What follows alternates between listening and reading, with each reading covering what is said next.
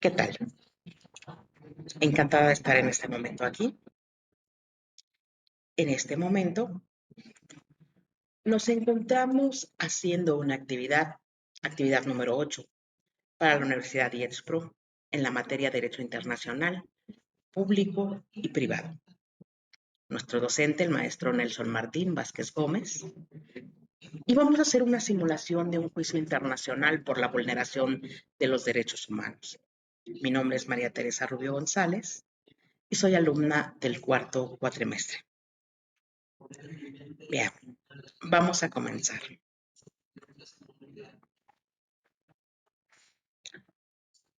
Buenas tardes, señor juez. Buenas tardes a todos los del jurado de esta Corte Internacional. Me presento, mi nombre es María Teresa Rubio González. Soy licenciada en Derecho y en este momento represento al señor Iván Ramírez Martínez, quien a partir de este momento será el peticionario. Y estamos aquí porque mi cliente alega que en agosto de 2002, él, de ciudadanía ecuatoriana, fue secuestrado ilegalmente y entregado a Estados Unidos desde Ecuador para ser sometido a juicio por 4 homicidios cometidos en Florida en el año 2018.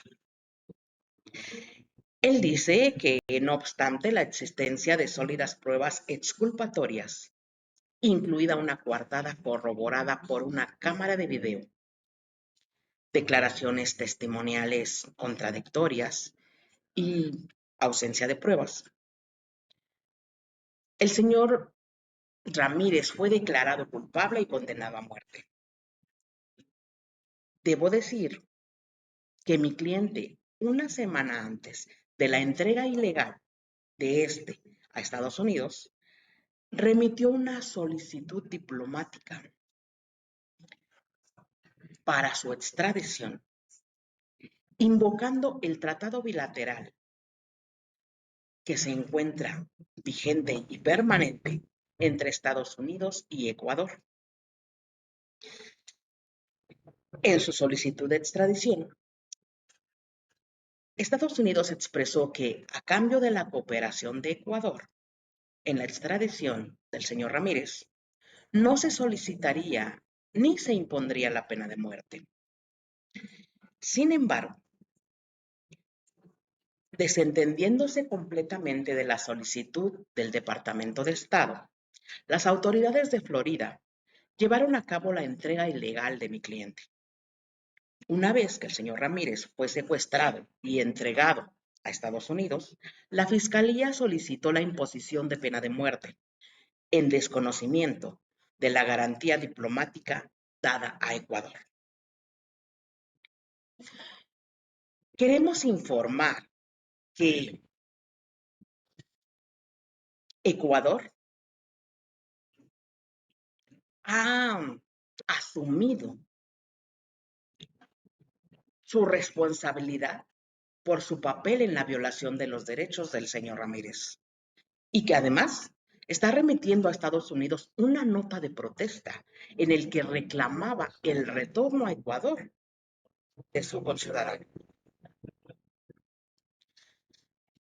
La Corte Suprema de Florida, en cambio, citó jurisprudencia de la Corte Suprema de Estados Unidos para declarar que el señor Ramírez carecía de fundamentos para impugnar la manera en que fue llevado a ese país para ser sometido a juicio por un delito. La práctica de entrega irregular se admite en cuestiones penales de rutina, conforme al derecho interno. El señor Ramírez nos dice que durante el juicio seguido contra él, la Fiscalía ocultó pruebas exculpatorias, incluida la prueba de ADN, así como hechos cruciales de los que tenía conocimiento. referentes a la coartada que él tenía, que habría demostrado su inocencia. En ese momento, los defensores de oficio que le habían sido designados por el Estado omitieron por negligencia llamar la atención sobre inexactitudes de la teoría del Estado. Este manejo inadecuado del caso obedece a la colusión entre toda una división de las fuerzas de seguridad de Florida, incluyendo la Fiscalía y la Corte, los cuales se habían comprometido a total ausencia de pruebas en su contra. Los fiscales ignoraron pruebas exculpatorias sustanciales, como lo pueden ver en el documento que les hice llegar. Igual que los abogados defensores del señor Ramírez asignados por el Estado en ese momento. Quiero manifestar que con respecto al requisito de agotamiento de recursos internos, el señor Ramírez fue confirmado en apelación directa, pues la Corte Suprema rechazó el auto formulado por el señor Ramírez y manifestó que no existían recursos adicionales que fueran adecuados y efectivos.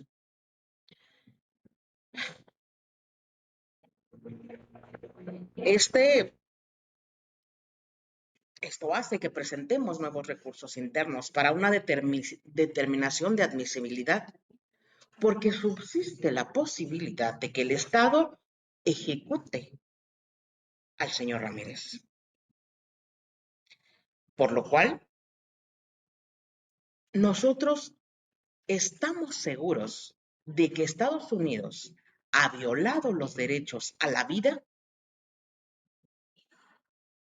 a la residencia, al tránsito, a la justicia, a la nacionalidad que podría tener el señor Ramírez. Porque podemos decir que el señor Ramírez está presentando una solicitud de doble nacionalidad, puesto que sus padres emigraron en el año 2002, emigraron a Estados Unidos, específicamente en Florida. Él nace en suelo norteamericano. Sin embargo, en ese momento, en su calidad de inmigrantes indocumentados, ellos no lo registran. En cierto momento, ellos salen, vuelven a Ecuador y aprovechan para registrarlo allá. Sin embargo, vuelven a regresar, nuevamente indocumentados, a Estados Unidos, comienzan a realizar trabajo dentro ya de la legalidad, pues ellos logran su nacionalidad, logran nacionalizarse como estadounidenses y continúan su vida. Por lo cual también, dentro de todo esto, estamos presentando un escrito donde se solicita la doble nacionalidad del señor Ramírez.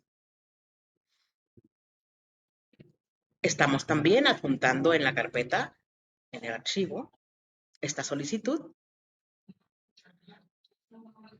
adjuntando también su certificado de nacimiento expedido por la clínica donde él nació y que se encuentra en Florida. Este documento quiero decirles que es un documento, un certificado auténtico, como ustedes podrán constatar posteriormente.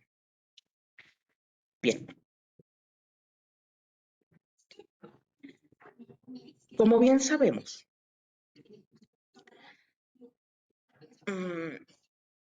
no era posible, de acuerdo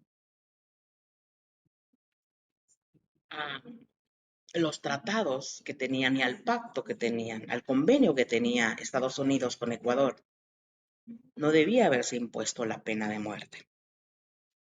Sin embargo, Estados Unidos viola los derechos a la vida, como decíamos, a la residencia, al tránsito, a la justicia, a la nacionalidad, a la protección frente a la detención arbitraria y a un juicio regular, estipulados en los artículos 1, 8, 16, 13 y 21 de la Declaración Americana. El Estado, como tienen ustedes en el archivo, no ha presentado observaciones adicionales en esta etapa de fondo, por lo que, dado que los derechos individuales son inherentes a las personas, todos los estados americanos están obligados a respetar los derechos de cualquier persona, sujeta o no a su jurisdicción. Si bien ello se refiere, como sabemos, jurado, si bien esto se refiere comúnmente a las personas que se hallan dentro del territorio de un estado, en determinadas circunstancias puede referirse a ciertas situaciones en que la persona está presente en el territorio de un estado, pero se encuentra sujeta al control o autoridad de otro estado. Por lo general, a través de los actos de los agentes de este último en el exterior.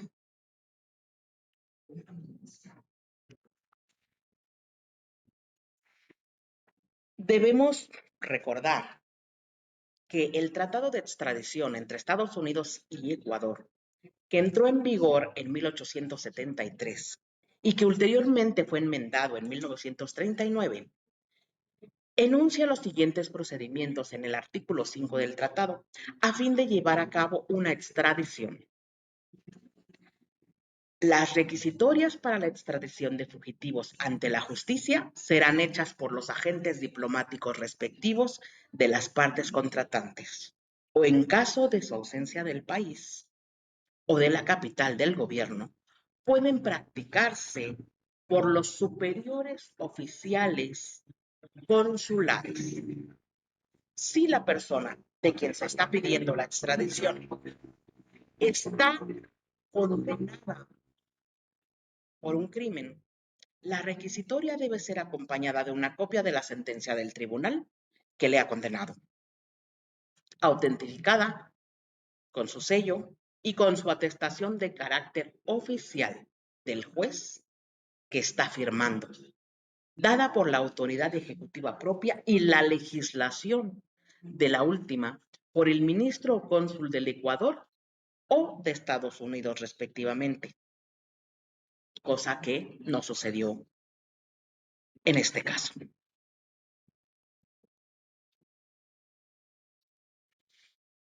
Aunque anteriormente mi cliente había presentado una petición inicial de amparo posterior a la condena,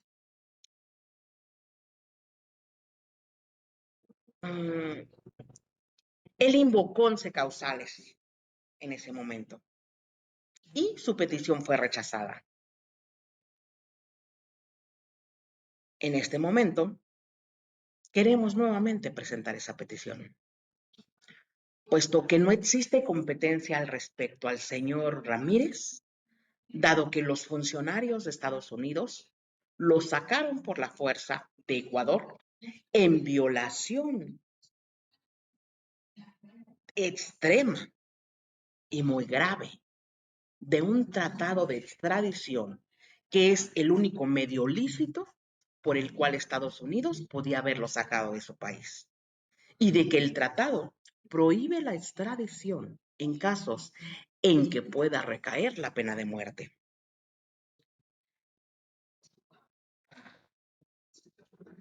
Pedimos a la Corte que tenga mucha atención en este tema. Pedimos al jurado lo mismo, puesto que el derecho de protección frente a un arresto arbitrario está previsto en la Declaración Americana. En el artículo 25 de la Declaración Americana podemos observar que hay que prevé las garantías encaminadas a proteger a todas las personas frente a una interferencia ilegal o arbitraria con su libertad perpetrada por el Estado. Por lo que la Corte Interamericana de Derechos Humanos, sabemos, ha establecido a ese respecto que entre las protecciones garantizadas se debe mencionar los requisitos de que toda privación de la libertad debe realizarse de acuerdo con una ley preestablecida. El detenido debe ser informado de las razones de su detención y notificarlo sin demora de las acusaciones que se le imputan. Todas las personas también tienen derecho a un recurso jurídico, a obtener sin demora una determinación de la legalidad de su detención y que la persona sea juzgada dentro de un plazo razonable mientras continúa el proceso. Ninguna persona puede ser sometida a arresto o encarcelamiento por razones o utilizando métodos que, por más que sean clasificados como legales, puedan ser incompatibles con los derechos individuales de la persona, porque sean faltos de razonabilidad, imprevisibles o desproporcionados, cosa que ha tenido que pasar mi cliente. Por ello, en este momento, queremos hacer las siguientes peticiones a este jurado y a esta Corte Internacional. Queremos que se otorgue al señor Ramírez una reparación efectiva que incluya la revisión de su juicio, la revisión de su sentencia, que se realice conforme a las garantías de un proceso regular y del debido proceso enunciado en los artículos 18, 25 y 26 de la Declaración Americana. Además, el pago de una indemnización pecuniaria. Queremos también que el Estado revise sus leyes, sus prácticas y sus procedimientos a nivel estatal y, de ser aplicable, incluso a nivel federal, para asegurar que las personas que lleguen posteriormente a ser acusadas de delitos capitales sean juzgados y, si fueran declaradas culpables, sean condenadas de conformidad con los derechos establecidos en la Declaración Americana, incluidos los enunciados en los artículos 1, 18, 25 y 26 de la misma. Y en especial que los acusados que residan en el exterior sean llevados a Estados Unidos en observancia de las garantías del debido proceso y que se respeten las garantías diplomáticas de no aplicación de la pena de muerte. Dadas las violaciones de la Declaración Americana ya constatadas y presentadas ante ustedes, en este caso, incluso en otros casos relativos a las aplicaciones de la pena de muerte, pedimos que la Comisión Interamericana recomiende a Estados Unidos y disponga una moratoria de las ejecuciones de personas condenadas a muerte. Hasta aquí mi participación, señor juez, señores del jurado. Quedamos en espera de su informe sobre las medidas adoptadas por cada uno de ustedes.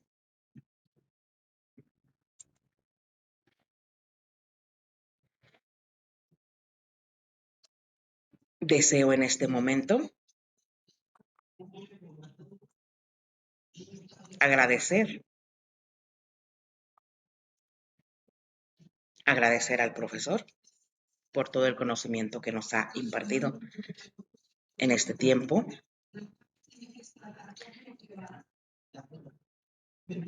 Y para terminar con mi presentación,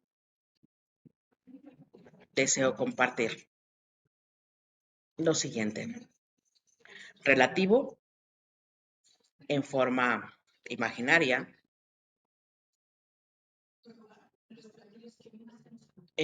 lo que seguiría posteriormente a este caso, en la cual la comisión transmitiría el informe al Estado con un plazo de 2 meses para informar a la Corte Interamericana y que ésta adopte de informes y de recomendaciones para Estados Unidos.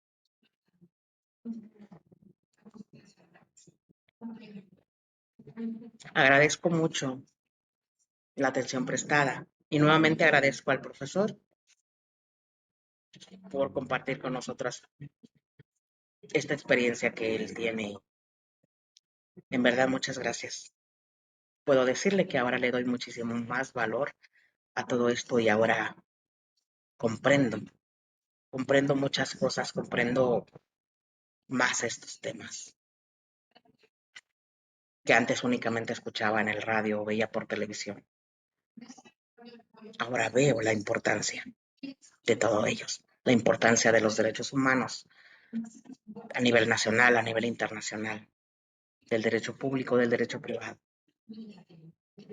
Muchas gracias.